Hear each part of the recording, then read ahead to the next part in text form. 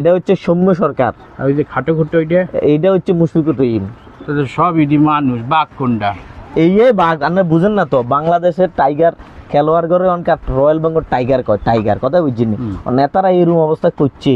যেই দেশও দেয় সেই দেশও হারি যায়, যেই দেশও যায় সেই দেশও হারি যায়। সরকার এটা করে লক্ষ লক্ষ টাকা বেতন দেয়, কথা বুঝছেন। টাইগার নাম দিছে, এতারা ওই কেনিয়ার লগে হারে, কানাডার লগে হারে, ওই শেষমেশ আমেরিকার লগে হারি গেছে, কথা বুঝছেন। এতারা হারে ন হারি মান ইজ্জত নাম দিছে কিতা রয়্যাল বেঙ্গল টাইগার, সুন্দরবনের বাঘের সাথে। কিন্তু হাঁটতে হাঁটতে এমন একটা অবস্থা হয়েছে, সুন্দরবনের বাঘের শরমে লজ্জায় সুন্দরবন থেকে হালায় সরি গেছে। ঠিকই আছে।